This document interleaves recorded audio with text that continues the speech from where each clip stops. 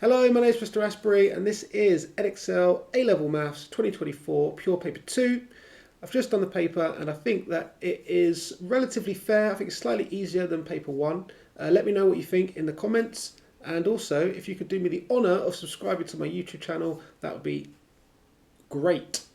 Okay, let's get into it. Hope you enjoy it, and yeah, maths is great. Question number 1, and we have a function y is equal to this polynomial. It says find in the simplest form dy by dx. Okay, so we are differentiating. So a part I, we're going to write dy by dx is equal to, and when we differentiate a polynomial, so we take the power and we multiply it by the coefficient. So 3 times by 4 gives us 12, and then we drop the power down by 1, in this case gives us 2. Here we do 2 times minus 7, which is minus 14. Drop the power down from 2 to 1, and x to the power 1 is just x. And then here, this is x to the power 1. We're going to multiply that by the coefficient, so that gives us 5. Drop the power down by 1 gives us x to the 0. X to the 0 is just 1, so we're just timesing 5 by 1, which is of course 5. And this constant term at the end, well, we could write this as x to the power 0, so minus 10 times x to the power 0. And if we did the same rule, we'd end up doing 0 times by minus 10, so the coefficient would be 0, so the whole term will be 0. So any constant differentiates to 0. Okay, so we're done. Now we can go on and work out the second derivative as instructed by part II. So in the second derivative, we're just finding the derivative of the first derivative. So 2 times by 12 gives us 24. We drop the power down by 1. X to the power 1 we just write as x. This is 14 minus 14x to the 1. So the 1 times by the minus 14 gives us just minus 14. Drop the power down by 1. And x to the power 0 is just 1, so it's minus 14 times 1, which is just minus 14. And once again, a constant term differentiates to 0. So we are done. That is the first derivative, and this is the second derivative. Brilliant. Okay, so part B asks us to work out the exact value of x when the second derivative equals 0. So that's relatively straightforward. We're just going to set the second derivative equal to 0, and then we're going to solve for x. So we're going to add 14 to both sides, and then we're going to divide through by 24, like so. We can simplify this to 7 over 12, but we're not going to write it as a decimal. We want to leave it as a fraction. It does say exact value. So that is perfect. Job done. Question number 2, Jamie takes out an interest-free loan of £8,100 and makes a payment every month to pay back the loan. He or she repays £400 in the first month, and then £390, then £380, and so on and so on. And it's an arithmetic sequence. Okay, so for an arithmetic sequence, it's useful to know what the first term is. In this case, it is 400. It's also useful to know what the common difference is. And each time you're paying back 10 less, so it's minus 10. And it says here, show that Jamie repays this much in month 12. Well, the formula for the nth term of an arithmetic series is an is equal to a plus n minus 1 d. That's not given in your formula books, that's just one you have to remember. Okay, so we want the 12th term, so in this case n is 12. So we're going to say a12 is equal to the first term, a, plus n is 12 minus 1 multiplied by the common difference, which is minus 10. Okay, so this is equal to 400, and then that's 11 times by minus 10, which is this, which gives us a total of 290, and that will be in pounds. And that is only 1 mark. Seems a bit stingy. Okay, so that's part A. Right, let's go on to part B. After the nth payment, the loan is completely paid back. Show that n squared, blah, blah, blah, blah, blah, blah. Okay. So once again, we're going to start with £400. The common difference is minus 10. And now the number of payments we're going to say is capital N. And we want for it to be completely paid back. So we want the sum of all of these payments to equal the total debt. So 8,100. And the sum for an arithmetic series is in your formula book, and voila, here it is. This is what it looks like in your formula book. There's actually two forms. It's this first one here, which I don't tend to use that much, but it's a half of n first term plus last term, and then this one is the more commonly used one. That's the one I'm going to use here. So using this formula, the sum up to n is 8,100, and that's going to equal 1/2 of n, little n, which is actually capital N in this instance. Two lots of A, so that's 2 times by 400, plus n minus 1 multiplied by D, and then close brackets. Okay, so it looks like we just need to rearrange this. So the first thing I'm going to do is going to multiply both sides by 2 to get rid of this half, which is going to give me this amount. We've got an n, and then we've got 2 times 400, which is 800, and we've got n times minus 10, and then we've got minus 1 times minus 10, which is plus 10. Okay, great. So now we can expand out. So we have 800, and we've got 10, times it by n, so that's 810n, and we've also got n times by minus 10n, which is just minus 10n squared. And we can move the n squared to this side, so 10n squared. We can move the n's to this side, like so, and then we've got the plus 16200 on that side, and then the last step is just to divide through by 10. And that is going to give us our final equation in a simplified form, and exactly how they have asked for it. Perfect. And then I can just see at the top here, part C, it says hence find the value of n. Okay, well, there's no reason why we need to solve this quadratic without a calculator. It doesn't say like using algebra, it just says hence find it. So I'm going to use that and just go into the polynomial and solve the quadratic like that. It's not an obvious factorization, so I don't feel like I'm cheating by doing this. And again, if not said, by using algebra. Okay, so we get 45 and we get 36. Interesting. Okay, so n equals 45 or n equals 36. Okay, so we're going to select n equals 36 simply because it's the smaller number. So as soon as we've had 36 payments come out, we know that we have paid off this amount. So we're good. That would be the end of the payment structure. The loan would be completely paid off. So that is the correct answer. Okay, right, we've got some graph transformations here. You just have to remember what each of them do. So inside the bracket here, this is going to affect the x coordinate. It always kind of does the opposite of what you'd expect. So rather than taking away 2, we're actually going to add on to the x coordinate. So for this one, the point is now 5 and then minus 2. Here again, inside the bracket, it's going to affect the x coordinate. And when you're inside the bracket affecting the x coordinate, it always does the opposite of what you'd expect.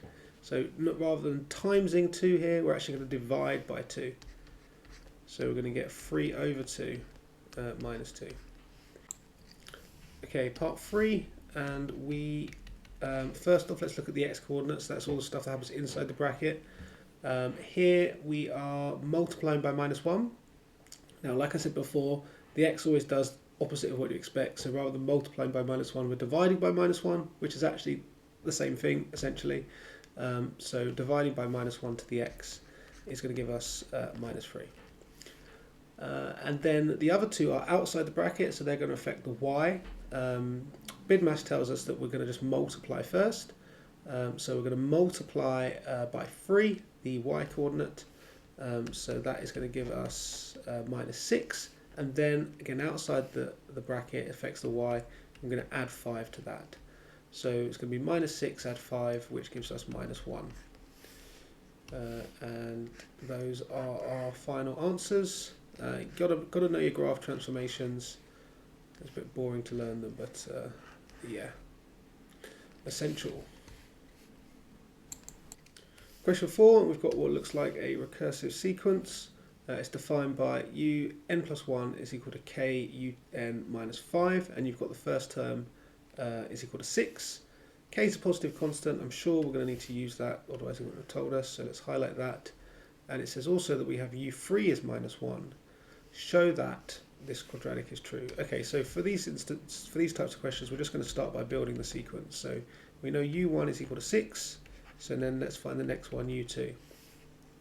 So that means we're substituting into here. So u2 is equal to k u1 minus 5. So k u1 minus 5, which is of course equal to 6k minus 5, given that u1 is 6. Okay, so u3 is equal to, again, we can build it by using this sequence. It's k u2 minus 5, which is equal to k, and u2 is this, which is 6k minus 5, and then minus 5. So we literally just substituted in this 6k minus 5 into this formula here for u2, and we're also told that u3 is equal to minus 1, so we can set that equal to minus 1. Okay, so this is going to allow us to solve now. So we're going to multiply out these brackets to get 6k squared minus 5k, and then we're going to get minus 5 is equal to minus 1. So we're going to bring it all to one side, and that hopefully will give us the quadratic that is shown. Whoops. Sorry, add 1 to both sides gives us minus 4. That's equal to 0. Good stuff.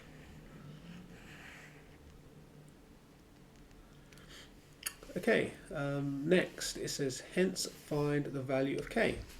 Well, we need to just solve this this quadratic then. Again, it doesn't say use showing algebra, so I'm just going to solve it on my calculator. So we're going to put in 6 minus 5 minus 4, and we're going to get 4 over 3 and minus a half. So k is equal to 4 over 3, or k is equal to minus a half. Now if we scroll up, it says k is a positive constant, so it's just this one. That is going to be our answer, so we can reject this one. Okay, next it says find the value of the sum starting with the first term up to the third term of this sequence. Okay, well, again, the sum starting at the first term going up to the third term of this sequence is just simply u1 plus u2 plus u3, because we're just summing up the first 3 terms. Now, u1 is 6, u2 is 6k minus 5, and u3, we were told that it was minus 1. Now, if k is 4 over 3, then we could just sub this in. So it's 6 times 4 over 3 minus 5, and then the minus 1 there. Okay, so just put that into the calculator, and we should be good to go. Not having shortcuts is a real design flaw on this calculator. I love the shortcuts of the old one. You can just press home 1 and you just go straight to the calculator section. Okay, 8. There we go. Brilliant. Question 5. Given that theta is small and in radians, use the small angle approximations to find approximate numerical value of. Well, Here they are, the small angle approximations given in your formula book, so let's make them visible. Okay, so we want to do theta tan 2 theta over 1 minus cos 3 theta. Right, so this is approximately equal to theta, and then we come up against tan 2 theta. Well, if tan theta is approximately theta, then tan 2 theta, we just swap the theta out for 2 theta, so theta just turns into 2 theta, like so. Okay, now on the bottom we've got 1 minus and then cos 3 theta. Okay, so cos 3 theta, we're going to use this one here, but we're going to swap out the theta for a 3 theta. So it's 1 minus 3 theta squared over 2. So 1 minus, put that in brackets. Now 3 theta all squared is the same as 9 theta squared over 2, like so. Okay, great. So let's tidy this up. On the top we've got 2 theta squared. On the bottom we've got 1 minus 1, which is 0, and then we have to take the negative of negative 9 theta squared over 2, which will be positive 9 theta squared over 2. Okay, next we're going to times top and bottom by 2 of this fraction. That's going to get rid of the denominator, the denominator of the denominator, which gives us 4 theta squared over 9 theta squared. The theta squareds could cancel, so this is approximately 4 over 9 for our final answer. Perfect. Okay, question 6, we've got 2 lovely looking functions here. We've got e to the 4x squared minus 1, and we've got 8 ln x. And for part A, we're asked to just differentiate both of them. Okay, so I'll just bring the functions down here so we can see them. Okay, so the first one is, essentially it's a chain rule. So let's just do it in the sort of long formal method, which is setting y equal to the function, and then saying that y is equal to e to the u, where u is equal to 4x squared minus 1, and then dy by du is equal to e to the u, because e to the u differentiates to itself, and then du by dx is equal to 8x. Okay, so if we wanted to find the derivative, the dy by dx, which we can also write as f dash of x in this notation, because we've got a function here, we just multiply these two together, dy by du by dx. And that is going to give us 8x times by e to the u, but e to the u is the same as e to the 4x squared minus 1. Okay, so that is the derivative of the function f. Now the function g is a bit more straightforward. Ln x differentiates to 1 over x, so 8 ln x differentiates to 8 times that, so just 8 over x. Okay, great. Right, so that's part A done. Right, let's go up now to see what part B is asking us to do. It says, given that the derivative of f is equal to the derivative of g at x equals alpha, show that alpha satisfies this equation. Right, this is not straightforward actually, because first off we need to set them equal to each other, yes, but it's not straightforward to see how you're going to get this equation as such. So let's set them equal to each other like they've instructed us to do. Like so. Okay, now it's not quite obvious how we're going to solve this to give what looks like quite a different equation. I think the clue here is that there's a ln here, which means we're going to want to get rid of the e function part and replace it with a ln. So we need to ln both sides at some point.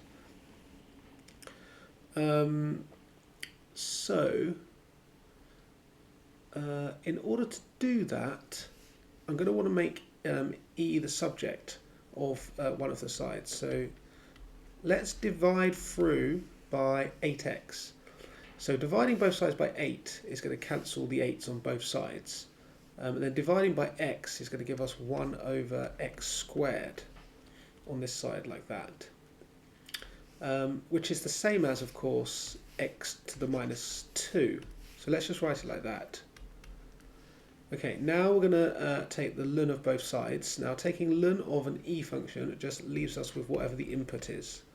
So 4x squared minus 1. So the ln and the e will cancel out there, and then the power will come down, and that is what we're left with. And then here we're going to get ln x to the minus 2, like so. Now we can use a log rule, which is well, log of x to the n is the same as n log x. So the power can come down, so we get minus 2 lots of ln x. And then I'm hoping if we just bring it all to one side, this is what we were tasked with showing. Fingers crossed. Yes, that's all good. Okay. So that's part B done, and now it says we're going to use this iterative formula with x is equal to 0.6, x1 is equal to 0.6 to find an approximation for alpha. Okay, so we need to get our calculator out for this, and we are going to first off type in 0.6 equals, so that is now the answer in our calculator, and then we can go the square root of fraction under the square root 1 minus 2 lots of ln, which is here, and then we're going to use the answer button, which is here. We're going to close that bracket off, and then we're going to go over 4. Okay, we're going to press execute, and that's going to give us our second x value. Okay, so that was the answer to B. Now if we go down to C, we know that x1 was equal to 0.6, so therefore x2, using our calculator, gives us 0.7109, and I think that is to 4 decimal places, which is as required. Yes, and now it's asking us to find the value of alpha. So we're just going to keep on iterating this, and we can do that just simply by clicking the execute button. So we're going to keep on iterating until we get no more repeats. Now it's still repeating to 4 decimal places. You see that's 0.6705. That's 07. But just keep spamming, basically. Just keep spamming. This one is going to take a while. You can see now it stopped changing at least to 4 decimal places anyway. So that's good. If you see, it's not changing anymore at 4 decimal places. So that is our alpha value to that level of accuracy. So 0.67. Oh no. Well, I'm saying it correctly. 0.6706. There we go. Great. It was bound to happen at some point, wasn't it? Okay, all done. Question 7, and I'm very fond of this question because obviously this came up in 2024 because we're doing the 2024 paper, but as part of my A-level tricky exam questions series, I did a question which was super similar to this, like 2 weeks before the exam. So lots of students were really thankful that I was able to do that, because it allowed them to do this question and get full marks. So yeah, make sure you're subscribed because I do loads of stuff during the exam period. Okay, let's get this one done then. So find A to B. Well, the sort of fundamental equation that we need to remember for vectors is that if you want to go from A to B, we go from O to B minus O to A, like so. So in this instance, we've got these position vectors like so. We want to take the B and we want to minus the A, like so. Okay, so this is going to give us, well, let's look at the i's. 5 minus 2 is 3. 6 minus 3 is 9 for the j's, and for the k's, 8 minus 5 is 3. Okay, there we go. Nice easy 1 mark there. And now the tricky part. It says given that a point P lies on L such that the magnitude, which is really important, of A to P is equal to the magnitude times 2 of B to P. Find the possible position vectors of P. Okay, so let's use the diagram here. So we want to put P somewhere on this line such that A to P is twice as far as B to P.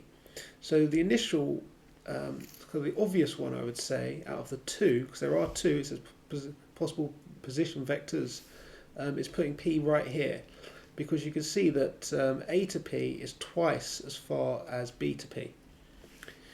Okay, so if P is there, then how am I going to get from the origin, which let's say is here, it doesn't really matter, to P? Well, what we're going to do is we're going to go to A, and then we're going to go A to B, not once, but twice. So in order to get from O to P here, we're going to go O to A, and then we're going to go A to B, and then we're going to do another A to B. And that's going to shoot us off to P. Okay, so let's just remember that, and let's go the B. So O to P is equal to O to A plus 2 lots of A to B. Okay, so O to A was 2I minus 3J plus 5K, and then we're going to add on 2 lots of A to B, which is this thing in the purple box here, like so, like that. So look at the i's, we've got 2 plus 2 lots of 3, that makes 8. The j's, we've got minus 3 plus 2 lots of 9, which is 15. And then the k's, we've got 5 plus 2 lots of 3, which is 11.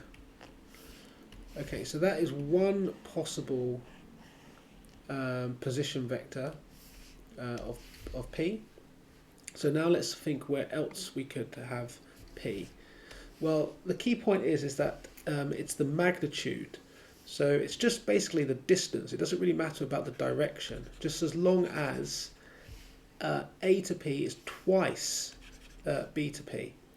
So we could put it right here, such that once again the distance from A to P is 2 times the distance of B to P, which we could see would be the case if P was right here. Okay, well, if that is the case, then how do we get from O to P? Because that's going to give us the position vector.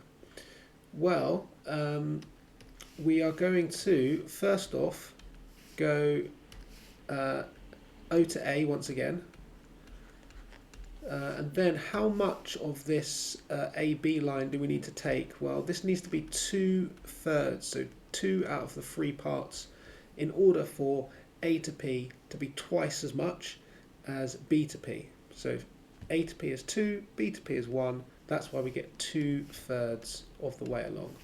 So it's 2/3 of AB. Okay, so let's just do the calculation, and that's going to give us our other position vector for P. So we can say that O to P is O to A plus 2/3 of A to B.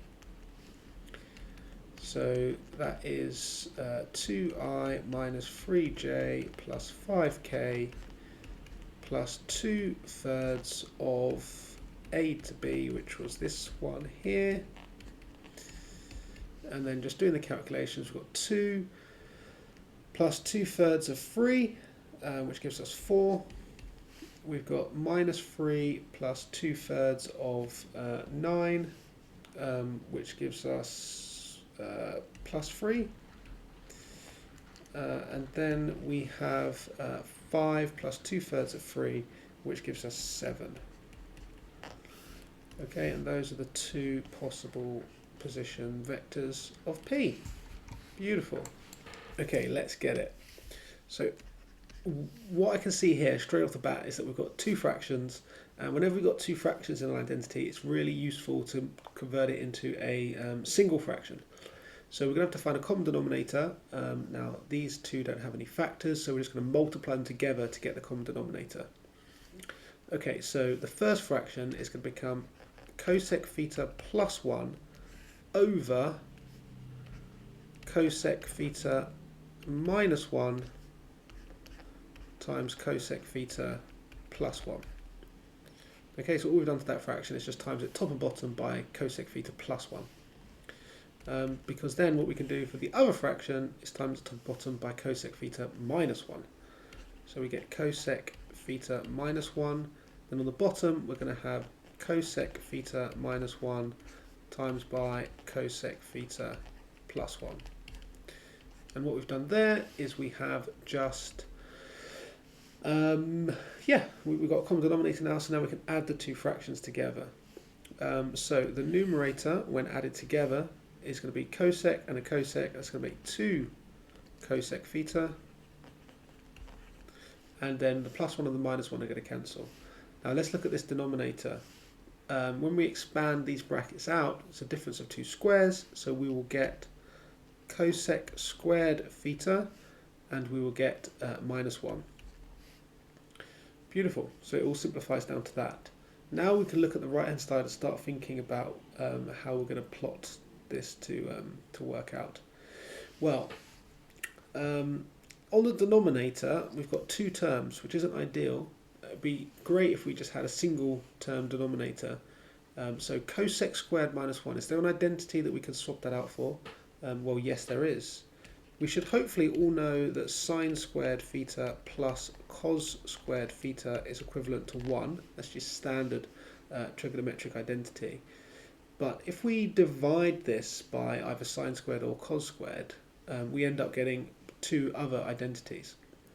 Now the one with cosec squared in, well, cosec is the reciprocal of sine.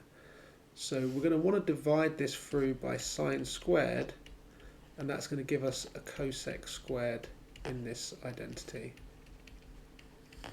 Okay, so in doing so we get 1, because sine squared divided by sine squared is just 1. We get cot squared, because cos squared over sine squared is cot squared. And then here we get cosec squared, as we hoped for. So we can see here that cot squared theta is equal to cosec squared theta minus 1, which is exactly what we've got there. So this is good. We're going to get 2 cosec theta over cot squared theta, like so. Okay, right, there's a few things we could do to simplify this down to what we want. What I'm going to do is write it out as 2 fractions divided by each other. So 2 cosec theta, well, cosec is the reciprocal of sine, so it's the same as 2 over sine theta. And then we're dividing by cot squared theta, and cot is cos theta over sine theta, so we get for cot squared, cos squared theta over sine squared theta. Now the reason why we're doing it like this is because then we can use the keep flip change, like as you've learnt maybe in year 9 when you're dividing fractions for the first time, or probably earlier than that. Well, what we do is we turn the divide into a minus and we flip the second fraction over like so. Okay, great. So now we can do a little bit of cancelling. We've got a sine on the bottom and a sine squared on top. So we're going to end up with 2 sine theta on top and cos squared theta on the bottom. Okay. Now we can split this up, because what are we looking for? We are looking for a tan and a sec. Well, a tan is a sine divided by a cos, but we've still got a cos on the bottom that we need to multiply through by, so we can write it like this. And then it's clear to see now that this is 2 tan theta, because tan is sine theta over cos theta, and this is sec theta, because sec is the reciprocal of cos. Whew. That was a bit of a beast, but we got there. Okay, great. Now it says hence solve for this range So highlight that, actually, I don't want to forget that. Okay, so let's first off spot what is the same in both of these, in this identity and in this equation. Well, we've got this is the same as this, more or less. But what has changed, we have that theta has transposed into 2x in order to make these the same. Okay, so if these two blue things are the same, then it would make sense that because they're both equal to these green things, then it's these green things that are also the same. So that is what we're going to solve. The two green things equal to each other, but theta has been swapped out for 2x. So at the top here, we're going to swap out that theta for 2x. Okay, so let's do that. So for part B, it was 2 tan theta, but we're going to swap it out for 2x sec theta, which again we're going to swap out for 2x. So that was the top one. That was this, and then this is 2 cot sec. Sorry, it wasn't. It was cot 2x sec 2x. That's what it was. Okay, great. Right, the first thing to do, and it's a good habit to do this, is to move it all to one side and factorise rather than dividing through by any function. So I don't want to divide through by sec 2x because then we lose some solutions, or possibly. So what we like to do as good habits is we like to bring it all to one side and factorise. Okay, so this tells us, because this bracket here, this left-hand side is all equal to 0, that either sec 2x equals 0, or we get the 0 from this bracket, and if that bracket is equal to 0, then these two terms are equal to 0, which means that 2 tan x is equal to cot 2x in order to make this bracket 0. Now over here, this has no solutions because sec 2x is the same as cos 2x, or the reciprocal of cos 2x, shall I say, and there are no solutions to this. We cannot possibly solve this equation here. What would you do? You'd multiply up by cos 2x, that would be 0, 1 equals 0, no it doesn't, so that just wouldn't work. No solutions. Sec 2x has to be more than 1 or less than minus 1 in order for us to get any solutions, but it's not here. Okay, so what we could do over here now is we could turn our attention here, and cot 2x is 1 over tan 2x. We could then multiply through by tan 2x to get tan squared 2x is equal to 1, which means that tan squared 2x is equal to a half. And so we can square root, and that is going to give us tan 2x is equal to plus minus the square root of a half. Might as well just leave it like that, that's fine. Okay, now we've got two possibilities here, so what I like to do is like to split it off into two branches, like so. And then I'm going to say that tan 2x could equal the positive square root of a half, or tan 2x could equal the negative square root of a half.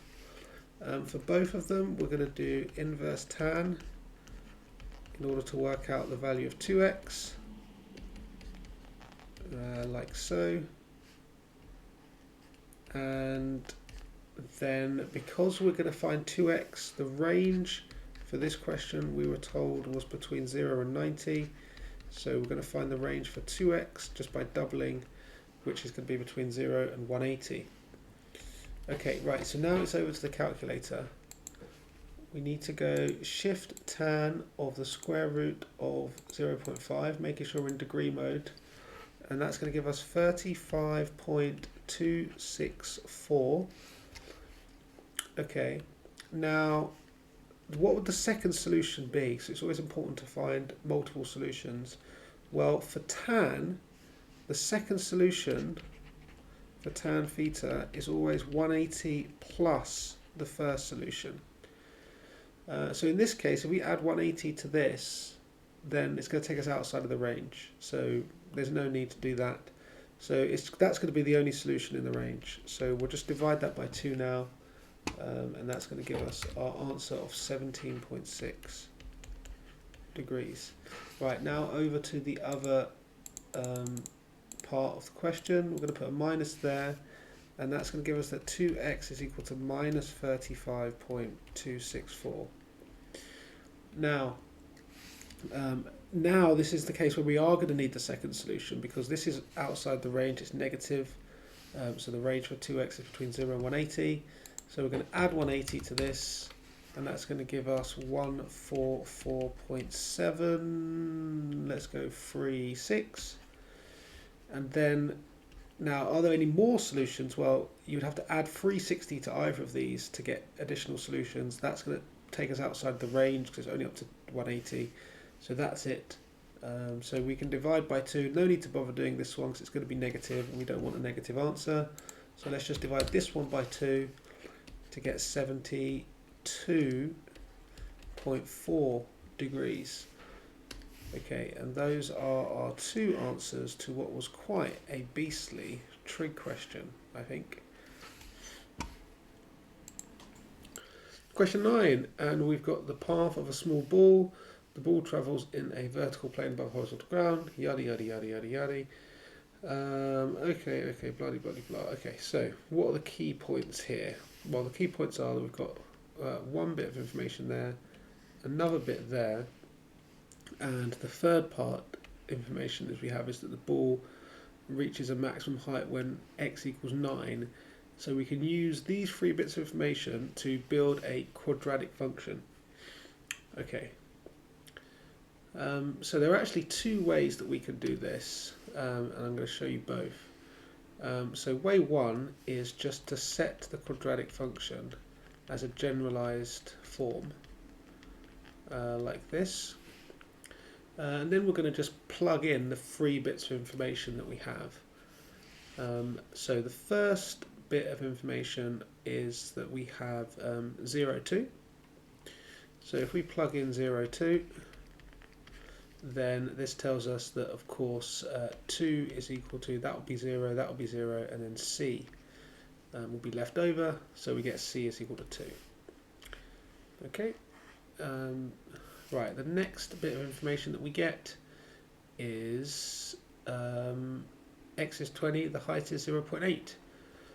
So we can sub that in. So 20 and 0.8.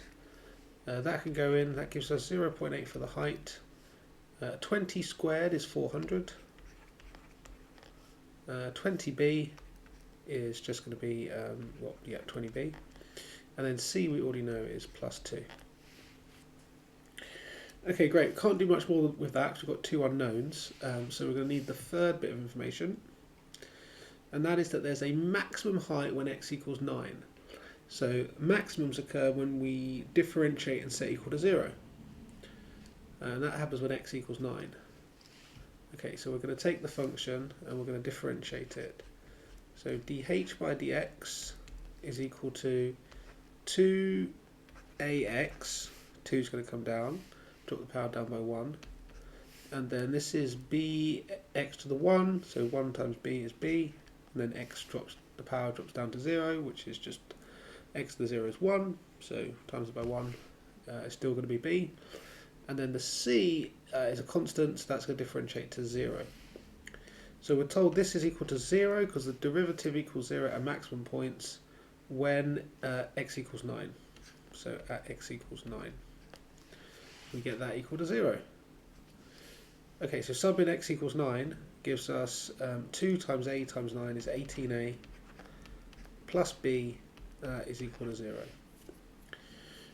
Okay, great. So what we have here is we've got a set of simultaneous equations. We've got this one here and we've got this one here.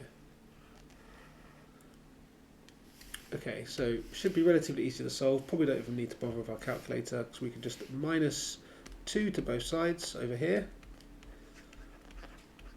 like so. We can times this one by 20, so we get 0 is equal to 18 times 20 is 360, and then b times 20 is 20b, which lines up perfectly, so we can subtract them. And then we get, so minus 1.2 minus 0 is minus 1.2, and we get here 40a. So a is going to equal, dividing by 40, we're going to get minus 0.03 for a.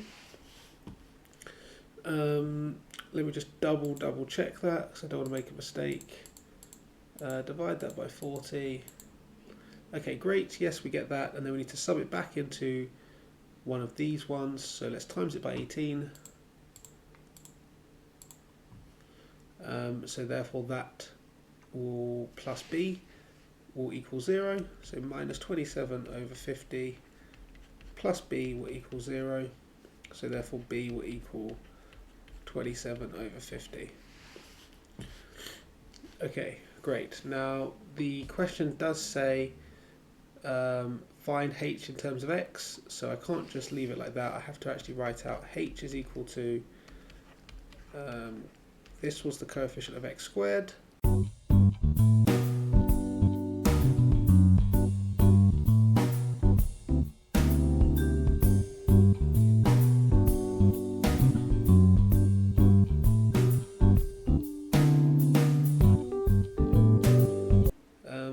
so because x is equal to 9 is where the maximum point is, right here, this is where x equals 9. If I were to write this quadratic as in completing the square form, then remember completing the square form tells us where the maximum point is. So in completing the square form, we'd have h is equal to something times by x minus 9 all squared. That something could be 1, or it could be minus 1, or it could be 2, we don't know.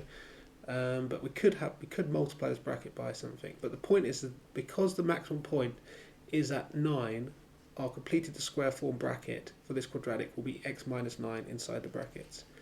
And then plus normally something on, we'll just call it capital B.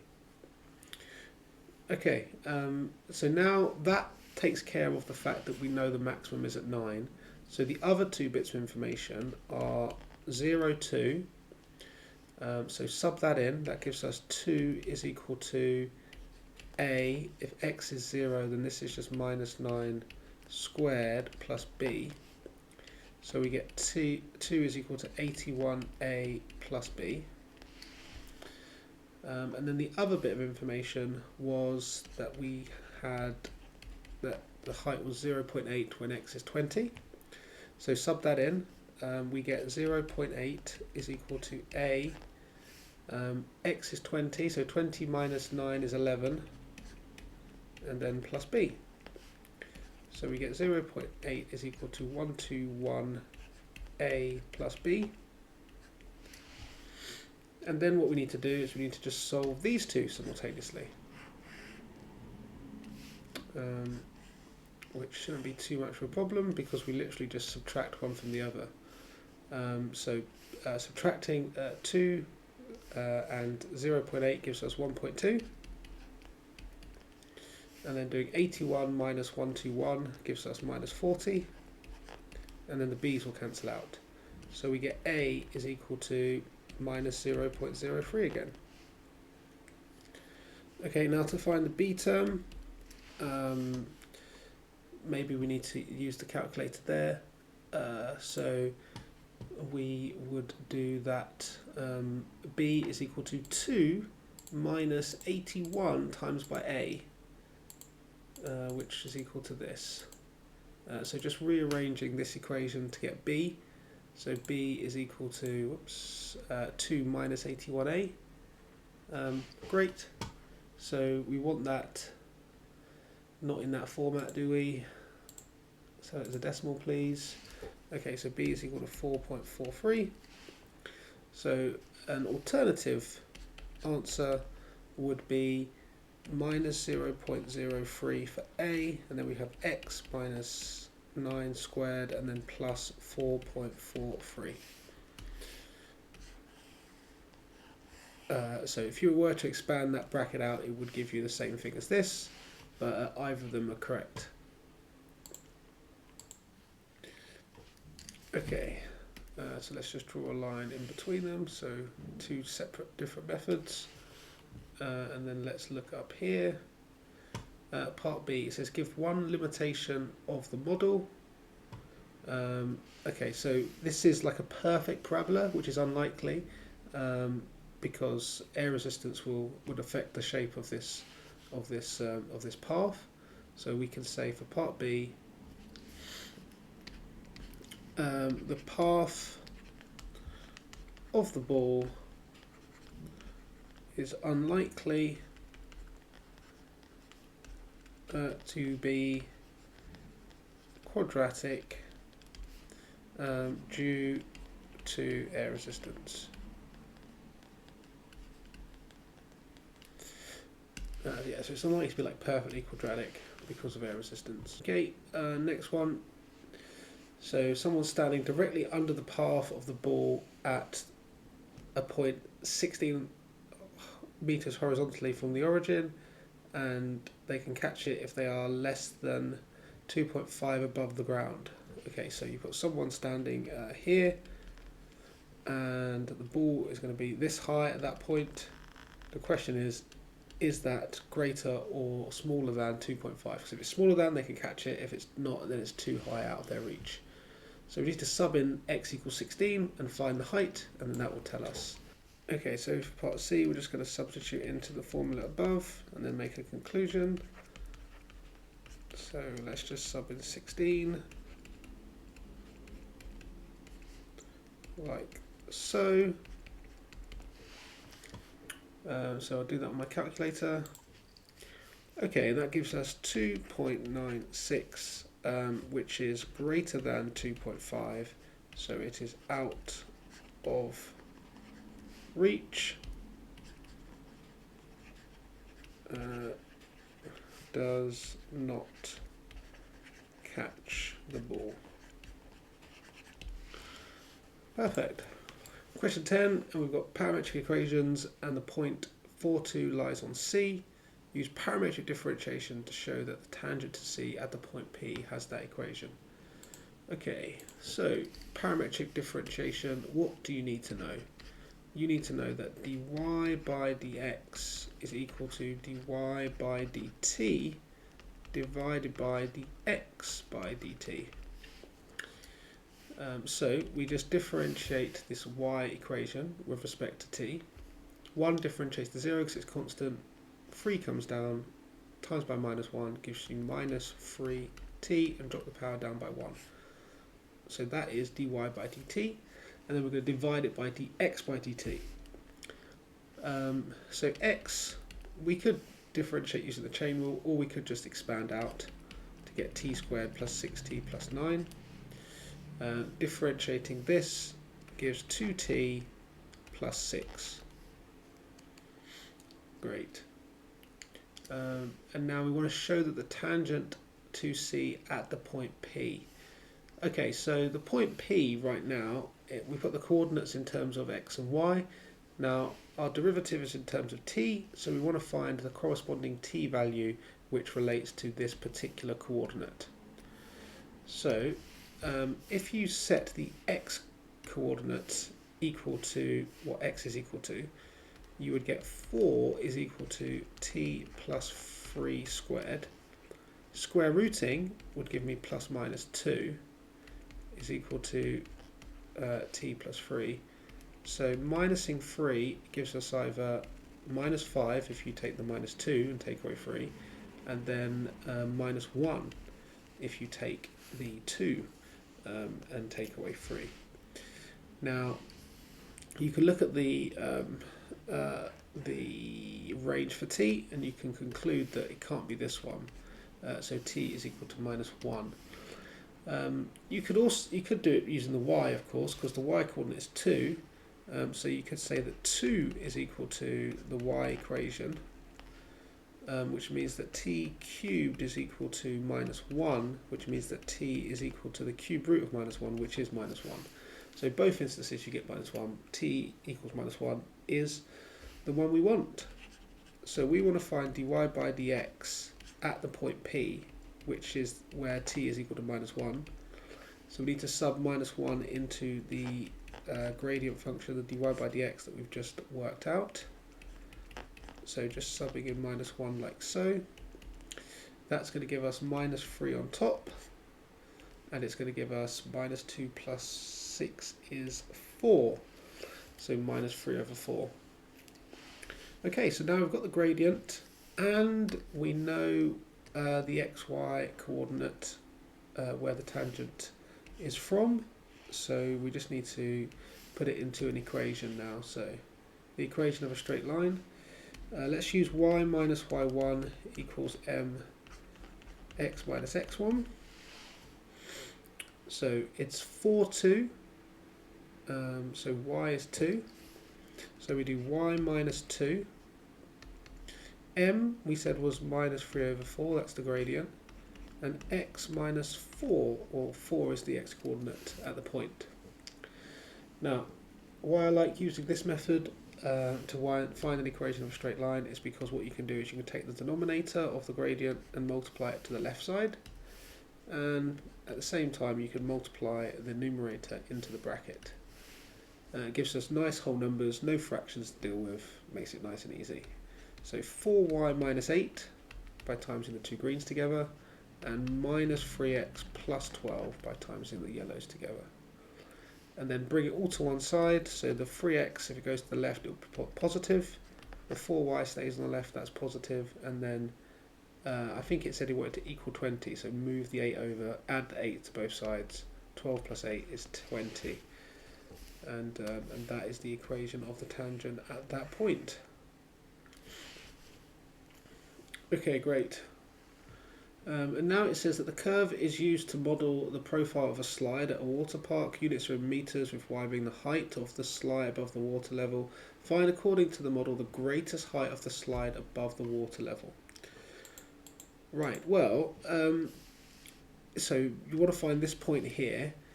Now, I would assume that t equals -2 there, because that's right at the start of the range.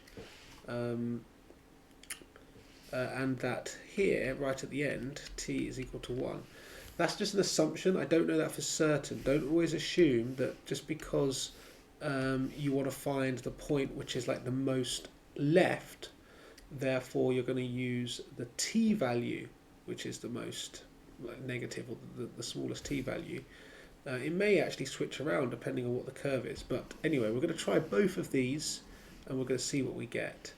We're going to sub it into the y because we want to find the height.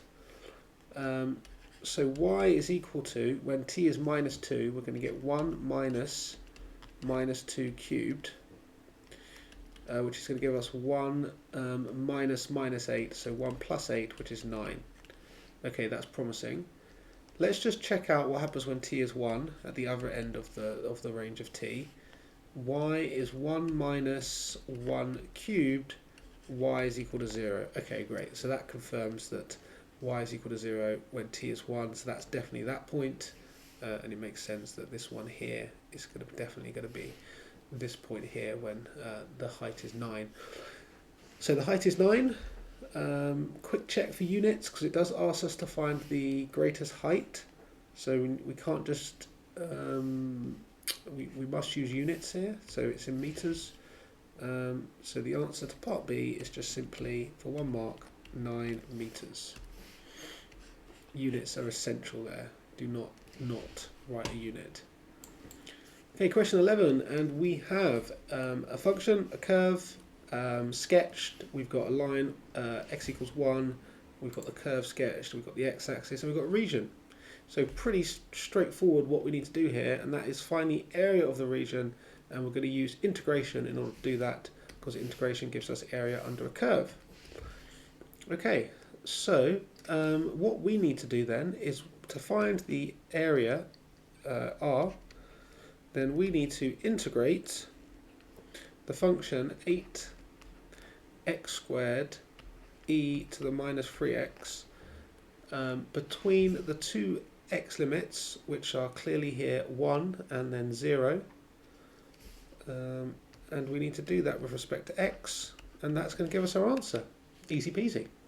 Now I like this question because in the mark scheme, I think for the second time, EDEXCEL specified that the DI method is perfectly valid way of solving an integration by parts. So if you don't know what that is, well, I'll explain it, and that's the method I'm going to be using. Because we've got a function here which is a product of two separate functions like that, we can use integration by parts here. But I'm going to use the DI method, which is a shortcut method of integration by parts. It just speeds it up, basically.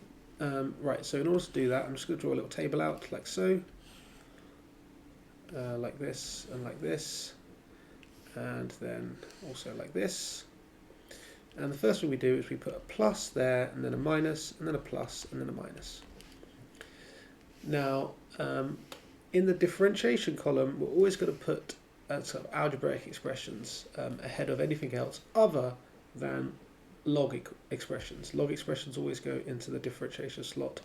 And if there's no log expressions, then we're going to put the kind of algebraic polynomial expression there. We're then going to differentiate that. So that is going to give us 16x. We're going to differentiate again, that's going to give us 16. And we're going to differentiate again, that's going to give us 0.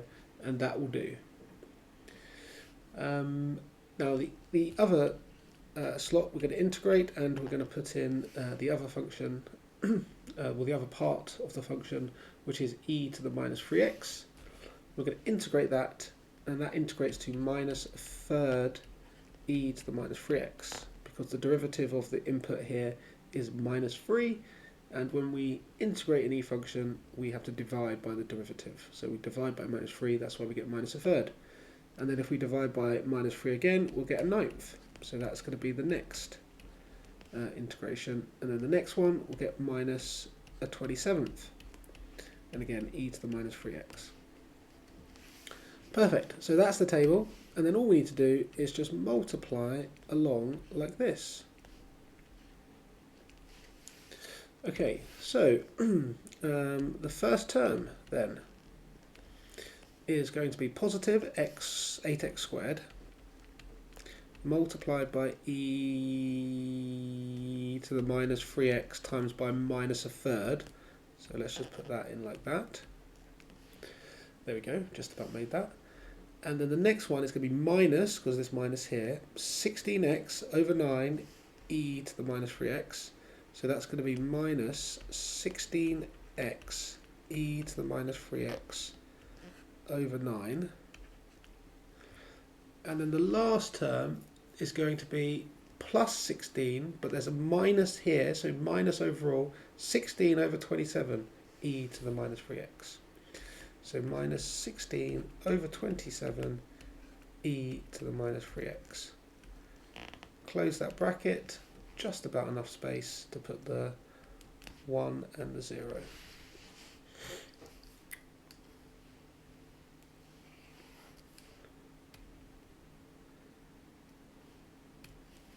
Okay, great. Right, that's the DI method. So we're done, we've integrated it, just like that. Superb. Okay, so now all we need to do is sub in 1 and sub in 0. And when we sub in 1, we will get minus 8 over 3. And that will be e to the minus 3. In fact, all of the terms will be e to the minus 3. So we can kind of take that out as a factor. So sub in 1, we get that, which we've just got here. Sub in 1 here, that's going to be minus 16 over 9 e to the minus 3, which is outside, so that's fine. And then sub in 1 again, and we're going to get just minus 16 over 27 e to the minus 3. Okay.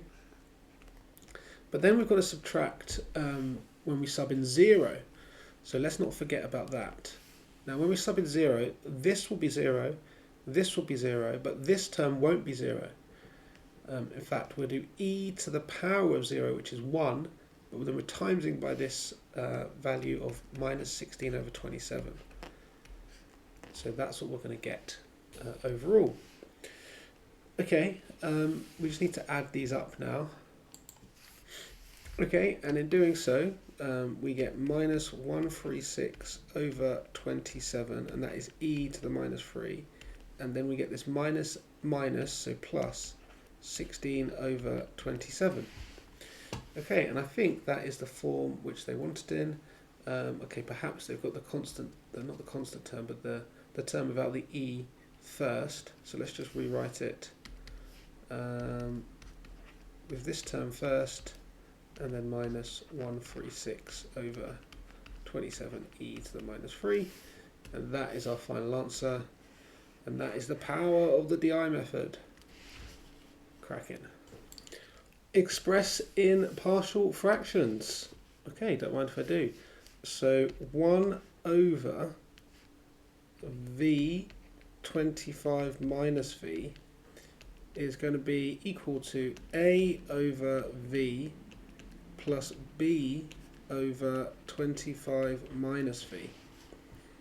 Okay, so that's split the fraction up. Now if we multiply by this denominator here, then multiplying through by that denominator is going to cancel the v on this one, so it's just going to be a 25 minus v, and then multiplying through this fraction, the 25 minus v will cancel, so you're just left with the v, so it's b times v, like that.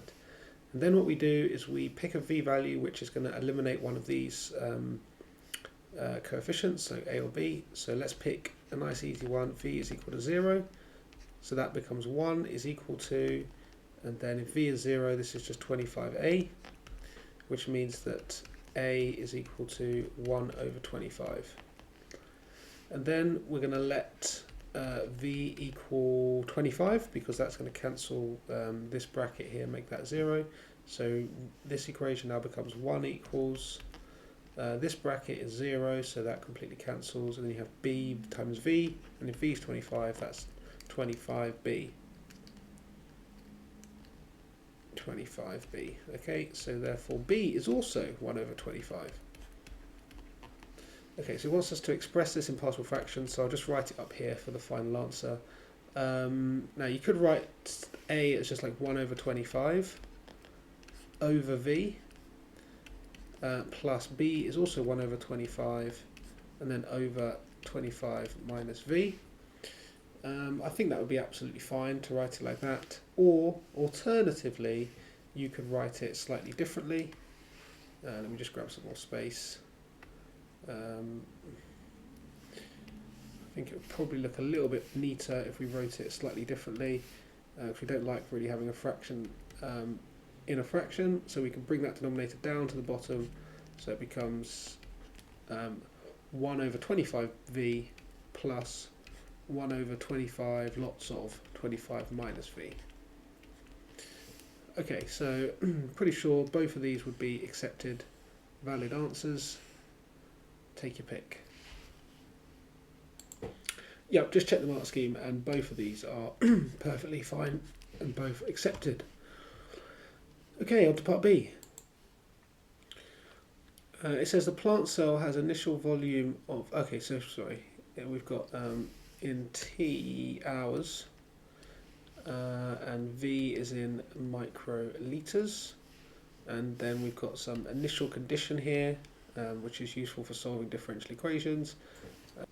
Okay, so part B, we need to solve this. So the first thing we want to do is multiply both sides by dt, because ultimately we want to split up the variables. So we need to have it clear that the left hand side is where the v's are now, and the right hand side is where any t's are going to be. Now if we divide by this v times 25 minus v, then this is good because we get this fraction here which is exactly the same one as the one we had to split up in the first part of the question, which leaves 1 over 10 dt on that side. Okay, and I think that is exactly what we're going to integrate. We're going to integrate both sides like so, and then yeah, that's going to be nice and neat. Okay, so we're going to use this this partial fraction. In fact, I'm going to use this one at the top here, so I think it might be slightly easier. So I'm going to rewrite it now using the partial fractions.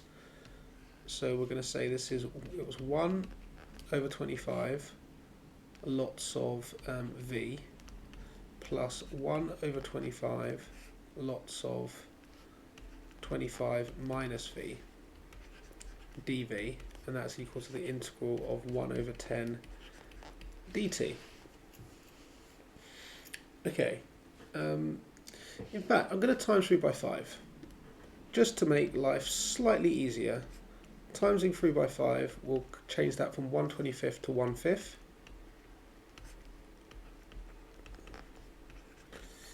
And this will just be a half rather than a tenth.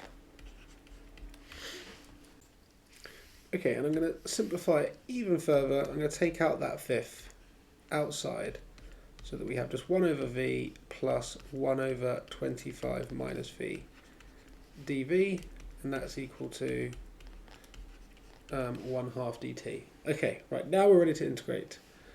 So integrating this side, so we're going to have the 1/5, it's going to stay outside.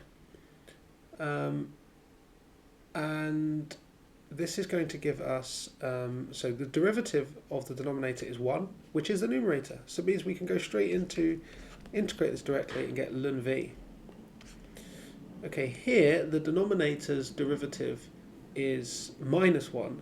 So we're just out by a factor of -1 here, which is fine. We can just put the minus here instead. So we get ln of 25 minus v is the integral of 1 over 25 minus v. Okay, great. And then to integrate this with respect to t, we're going to get a half t, and then plus the constant of integration go on that side right there. Okay, so now we need an initial bit of information, and that is that the initial volume is 20 microliters, which is the unit of measurement, and initial means that t is 0. So we're going to sub in t is equal to 0 and v is equal to 20. So just subbing that straight in gives us a half ln 20 minus ln of 5, like so. And that's equal to a half times by 0 plus c. So this gives us 1/5. Now ln 20 minus ln 5 is the same as ln of 20 divided by 5 by using our log rules. So 20 divided by 5 is 4, and that's equal to c, like so. Okay, so our full equation is going to be 1/5. We're going to have ln v, we're going to have minus ln 25 minus v, and on the other side we're going to get a half t, and the c value was 1/5 ln 4. Let's move that to this side because it has a factor of a fifth as well, so we can just put it straight into the bracket, and because we moved it over it's become negative, so it's going to look like that. So we're going to subtract a fifth ln 4 from both sides, and that is handy. Now we can also write this as a combined log, so we've got v is positive, so that's going to go on the numerator, but then the other two are negative, so using log rules we're going to need to divide by the inputs of these logs, so dividing by 4 and dividing by 25 minus v. Okay, and that is equal to 1/2 t. Okay, right, now what has the question actually asked? It has asked to find the volume required. Oh no, sorry, the time taken, it's the time taken in minutes for the volume of parts to reach that. Now, cheeky, they've asked for it in minutes, but t is in hours, so be careful about that. So find t when v is 24. Okay, so subbing in v is equal to 24 will give 1/5 of ln 24 over 4, 25 minus 24,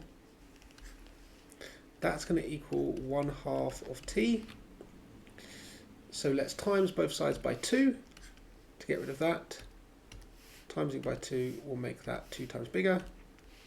So that is going to give us t, so that can go into our calculator. Okay, so we've got that, but this is in hours. So we need to convert that to minutes by timesing it by 60. So 43 minutes does the job. Wowza, bit of a beast question, that one. Okay, now moving up, and we've been asked now to show that the volume is equal to this. Okay, and we've got e to the negative kt, but we need to make v the subject basically. So we have this very nice equation here, and we need to make v the subject of this equation.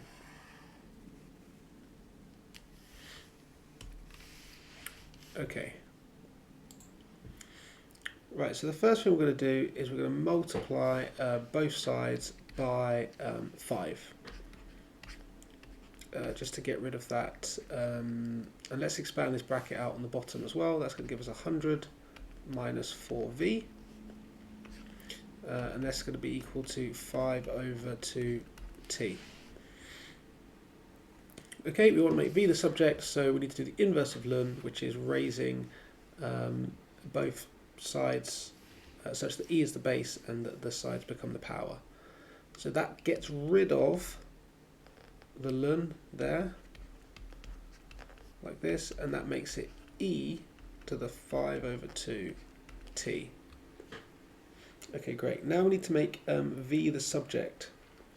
A few ways of doing this. The easiest way, and that's the way I'm going to show you, is that we're going to use the hint. And the hint is that we've got a power of minus t there. So in our answer there will be a power of minus t. So what I'm going to do is I'm actually going to take the reciprocal of both sides. So I'm going to flip both sides over.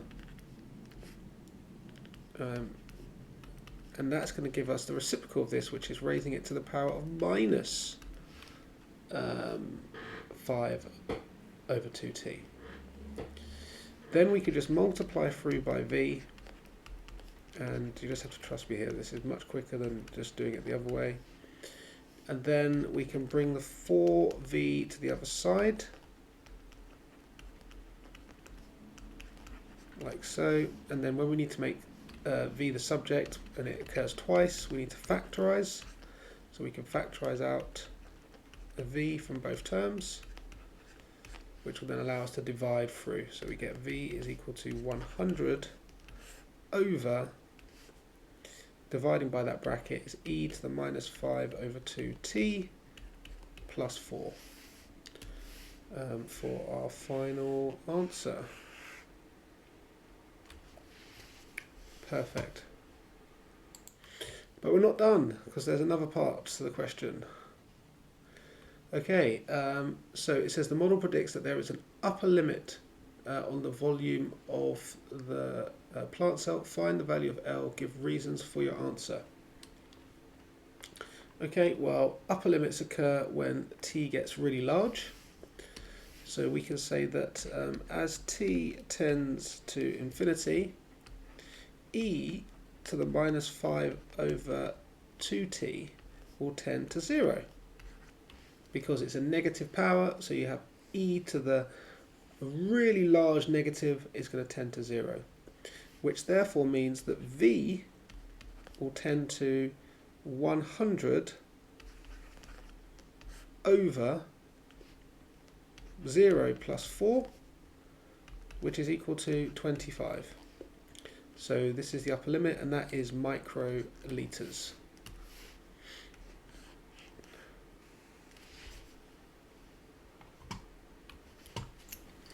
Okay, the world human population, P in billions. Again, highlight the units, super important. Blah, blah, blah, blah, blah. When T is the number of years after 2004. use the estimated population figures for the years between those 2 years, and a graph of log p against t is plotted. You've got the gradient, the intercept, and it says find the value of a and b. Okay, so what I do for these questions is always start the same way. I look at the formula that is given, and we take logs of both sides. So this gives us log base 10, but I won't write that every time. I'll just write log p is equal to log ab to the t, like that. And then we want to rearrange this so that it gives us a straight line equation. So log p is equal to log a plus log b to the power t, because when you have an input of logs which is multiplied together, we can split it up into 2 separate logs added together. And then the other log rule we're going to use is that if we have log of an input which is something to the power, we can bring that power down and it becomes the coefficient like that. Okay, now I'm just going to do one final step, which is just rewrite it like so, and I'll explain in a second why I'm rewriting it like this. Because we have been asked to look at a graph which has these 2 variables plotted. So log p and t are the 2 variables. So log p and t are the 2 variables. And now, writing it like this, you can see it's in the same form as y is equal to mx plus c, where x and y are your normal variables which you see on a graph.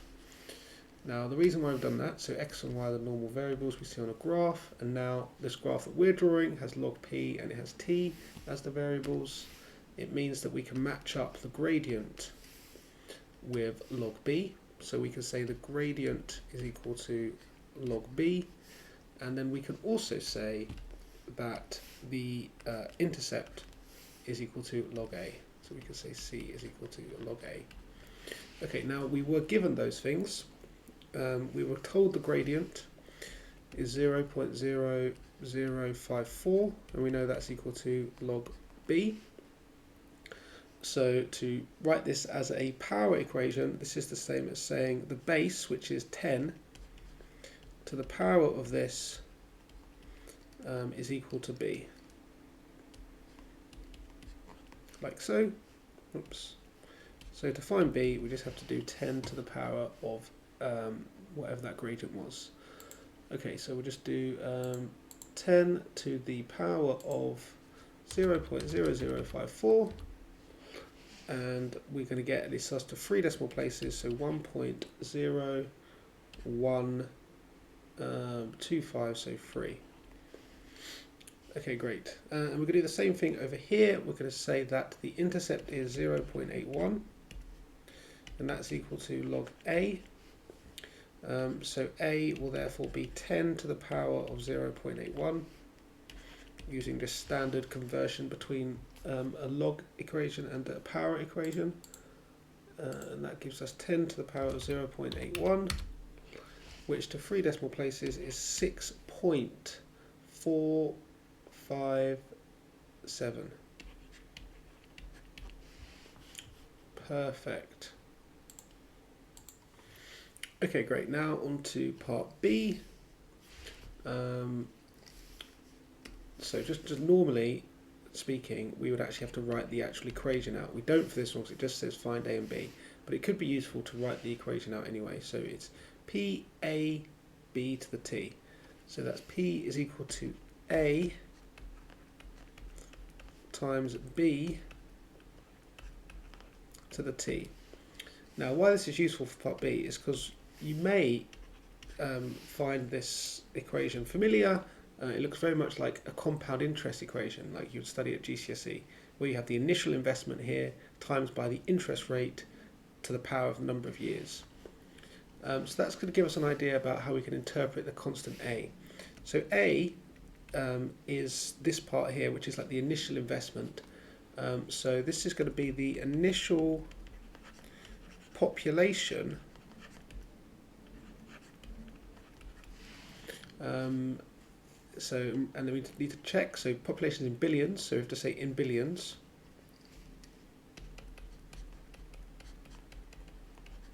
And in fact, initial, well, what does that actually mean? That's when t is 0, and then it starts after 2004. So initial population in billions in 2004. Okay, great. Now, next it asks us to do the constant b. So what's b? Like in compound interest, this is like the interest rate, isn't it? So it's how much your investment is going up each year. Okay, so we can say this is the it's the scale factor increase per year of the population. Okay, population of the world. Great. Okay, part C, it says use the model to estimate the world human population in 2030. Okay, so in 2030, so what's the t value? So the t value will be 2030 minus 2004, because it's the years after 2004. So it'll be 26. So using the equation, which we can just see at the top of the screen there, P is equal to 6.457 times by 1.013 to the power, in this case, of 26. So we can just do that on our calculator. So we can do 6.457 times by 1.013 to the power of 26. Okay, so this is equal to 9.0. Does it say any particular degree of accuracy? No, so we'll just say 9.03 billion. Okay, perfect. Okay, and part D, it says comment on the reliability of your answer to part C. Well, where did this data come from? It came from the years between 2004 to 2007. So it wouldn't be reliable to then use that data to predict stuff which is so significantly far in the future. So we're going to say not reliable as the data used to create the model was from 2004 to 2007, and it is unlikely the model will hold true for 2030. Okay, question 14. I've got a circle. It says find the coordinates of the circle, the centre of the circle, and the radius. Okay, so nice and straightforward. Hopefully we all know how to do this. We need to pick up the x's, like so, and complete the square. So we take the -6, which is the b term, and we half it. So half of it gives -3, so we write in brackets x minus 3 squared, and then we always take away whatever that value is squared. Then we do exactly the same for the y. So the b term here is 14, so we half that. So we get y plus 7, and that's squared, and then we always take away whatever that value is squared. And then we've got plus 33 as well, and that equals 0. Okay, so next thing we need to do is just simply evaluate this. So that's -9. That's -49. And then we can put the x's and y brackets together, and then move all the other terms to the other side. So that'll be positive 49 plus 9 is 58, take away 33 is 25. So from here we can say that the centre is always the x and y coordinates that make these brackets 0. So for x it's positive 3, and for y it's -7. And then the radius is always this constant term at the end square rooted. So it's the square root of 25, which is equal to 5. Okay, and that is because the general equation for a circle is always given like so. Okay, so part B, it says that we've got a different circle and it has a centre -6, -8, radius of k, which is constant, and that given that they intersect at 2 points, find the range of value of k. Alright, so this looks quite tricky, 5 marks, and if it's tricky, it's a good idea to draw a picky.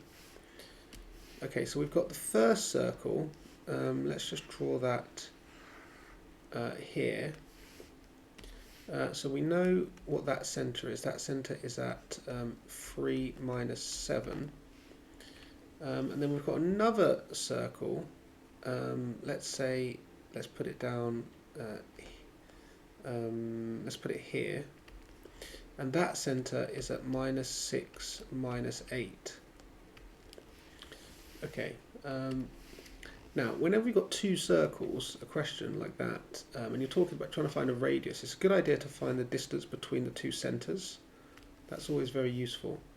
Now we can use Pythagoras' theorem to do this. So to find the distance in between two points on a coordinate axis, you do the difference in the x-coordinates,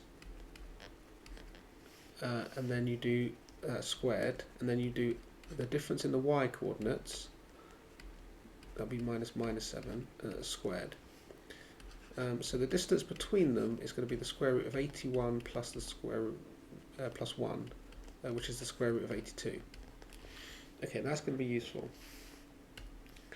Now let's think about we want them to cut twice, so we want the circle to be kind of relatively large, so something like that. Let's think about the smallest circle could possibly be.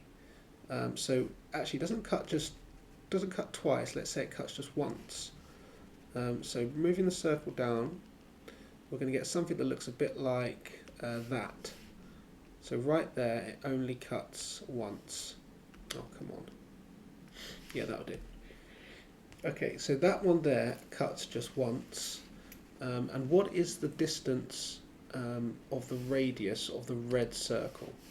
Well, we know that the radius of the green circle is 5.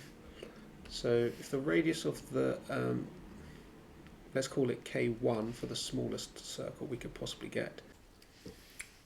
Okay, so we can see that K1 plus 5 is equal to root 82 here.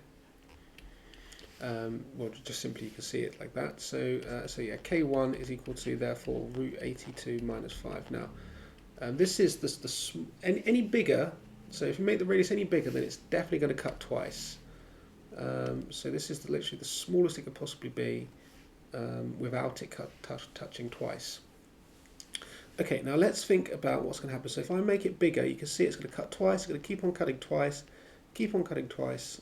Annoyingly, the centre doesn't stay the same when you move it like that, but you can hopefully see that it's going to keep cutting twice until we're going to get to a point where it's no longer going to cut twice. It's just going to be tangential to the circle on the outside like that. Okay, so this is the largest it could be, because you make it any bigger than that, then it's not going to cut at all. Okay, so what we can do is we can draw a radius to the edge there, which will be 5, and it's going to be along the same straight line. So we can work out what K2 is. So K2 is the larger radius like that. Okay, so by this we can say that K2 is equal to the purple line plus an extra 5. So root 82 plus 5. Like that. Okay, so now we've got the maximum and the minimum, but remember they can't equal those points, those radiuses, because they don't actually cut twice at that point. They only cut once. They want it in set theory, so we can say the range of values is anywhere in between the smallest one and the largest one, without equaling those ones. And that is our final answer. Great question, that. Okay, final question. And we've got a curve here, which is a function of x and y. And it says find an expression for dy by dx in terms of x and y. So we've got implicit differentiation, 5 marks. Right, wowzer. Okay, I'm not going to want to expand this out. I'm going to use the chain rule. So if you have a bracket and you're trying to differentiate it, and it's raised to a power, we can use this sort of technique. It's the chain rule, but we can do it like a shortcut. So all you do is you times the power down by the coefficient, so that's just going to be 3. You leave the bracket exactly the same. You drop the power down by 1, but then you times by the derivative of the bracket. What is the derivative of the bracket? Well, x differentiates to 1 with respect to x. Y differentiates to dy by dx with respect to x. And there we go, we have differentiated the left-hand side, just like that. Bosh. Okay, now the right-hand side, this is going to give me 6x when I differentiate the 3x squared. The minus 3y will differentiate to minus 3 dy by dx by implicit differentiation. And minus 2 differentiates to 0. Okay, now we want to collect up all the dy by dx's. So I'm going to literally take this term here and I'm going to multiply it by 1, and then I'm going to multiply it by dy by dx. So I'm just going to expand this bracket basically. So when I times it by 1, I just get exactly the same thing. When I times it by dy by dx, I get dy by dx lots of 3x plus y all squared. And that's equal to 6x minus 3 dy by dx. I'm now going to move all the terms that have a dy by dx onto the left-hand side, and all the terms that don't, I'm going to move to the other side. So this term here is negative 3 dy by dx. When I move it to the other side, it becomes positive 3 dy by dx. I'm going to keep this one here, dy by dx times by 3x plus y squared. And I'm going to move this one to the other side because it doesn't have a dy by dx in it. So I put 6x, and then because it's positive on this side, when I move it over, it becomes a negative on this side. Just like that. Lovely. This allows us to then factorize out the thing that we want to make the subject, which is dy by dx.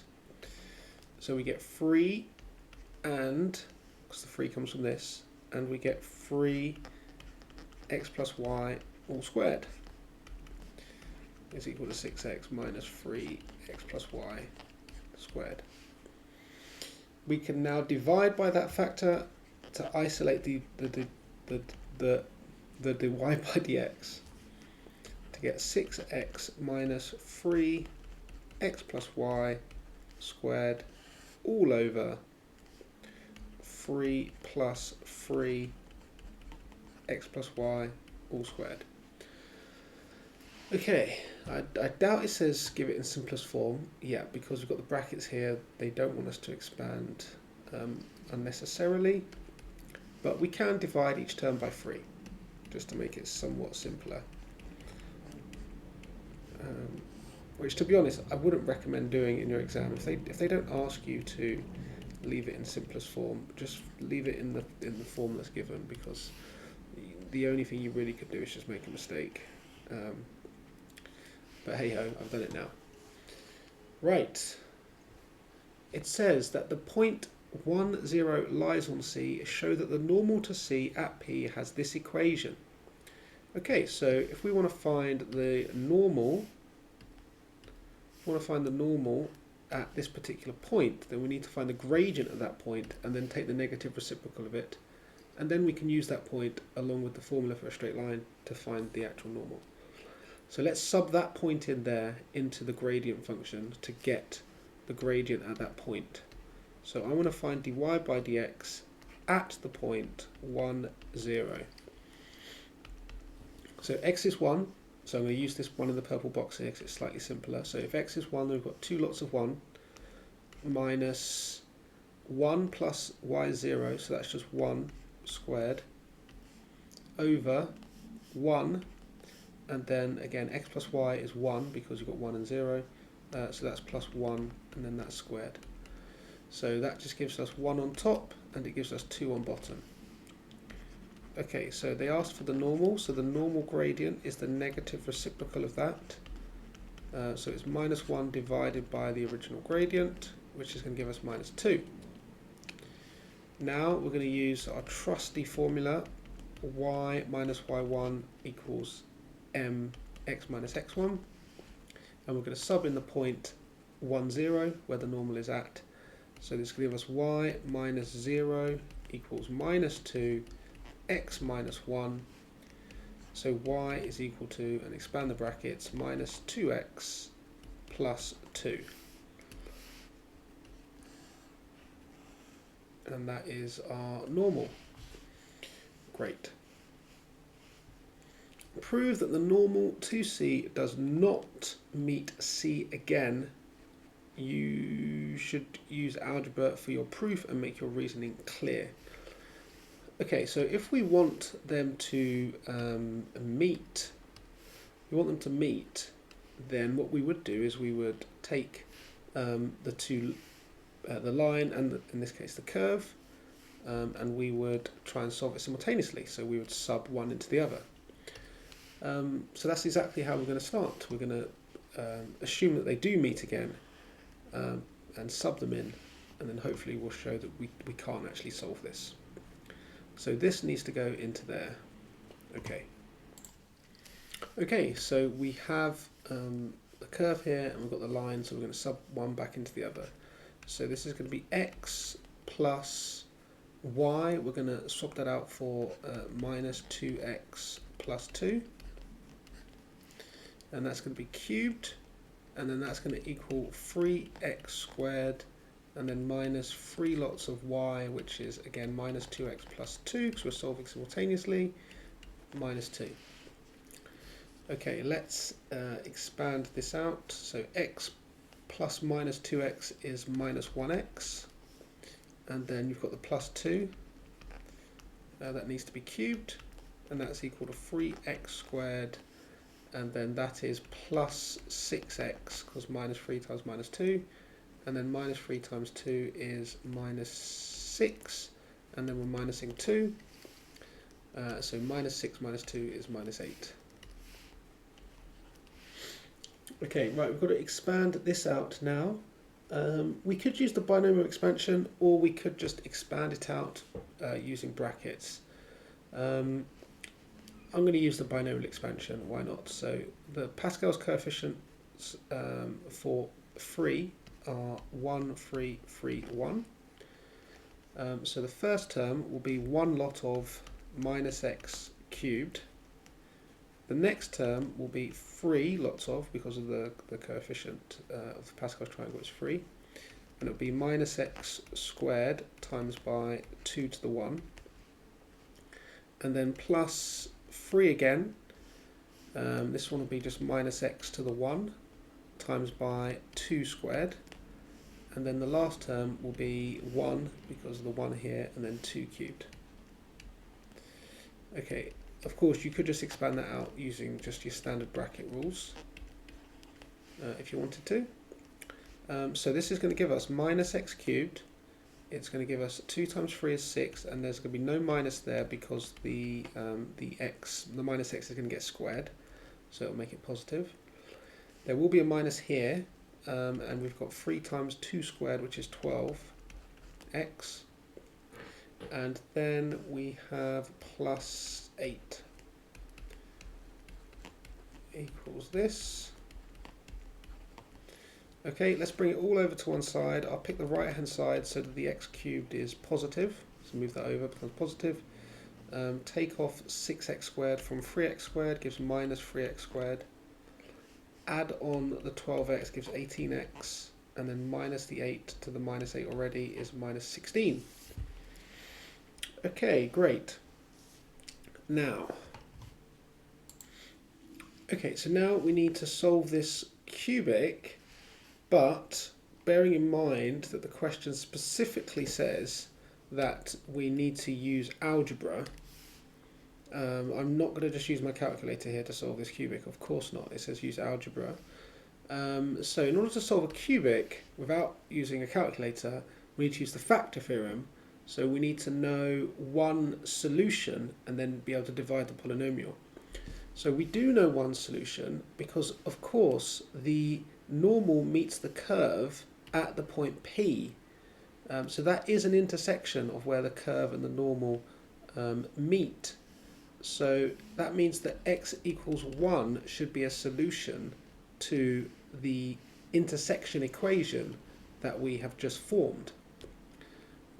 So that means that x equals 1 is a solution to this equation because we know this equation tells us where the normal and the curve meet, and of course they meet at 1 because the normal to the curve goes through x equals 1. So if that is a solution, then it means that x minus 1 is a factor by the factor theorem, which means we can divide this polynomial by x minus 1 to find the other factors. So how do we do polynomial division? Well, we look at the lead terms and we divide them. So x cubed divided by x is x squared. We then multiply x squared by the divisor, and that gives us that gives us x cubed minus x squared, and then we subtract like so.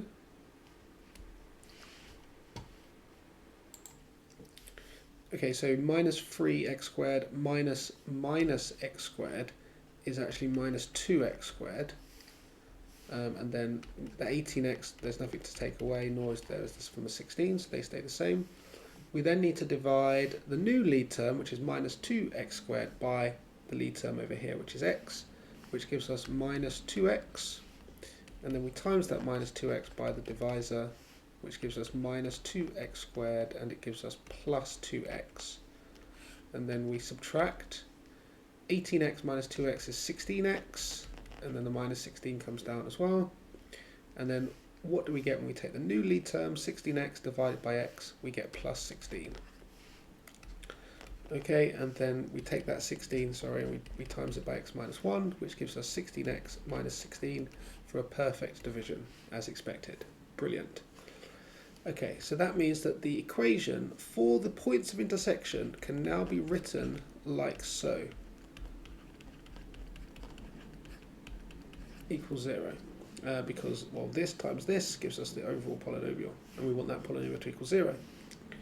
Okay, so we know we're going to get one solution there. The question is, do they meet again? If they meet again, we'd get other solutions. But we're told they don't meet again, so we're going to assume that we're not going to get any solutions from this quadratic. How do you show that a quadratic has no solutions? You check the discriminant.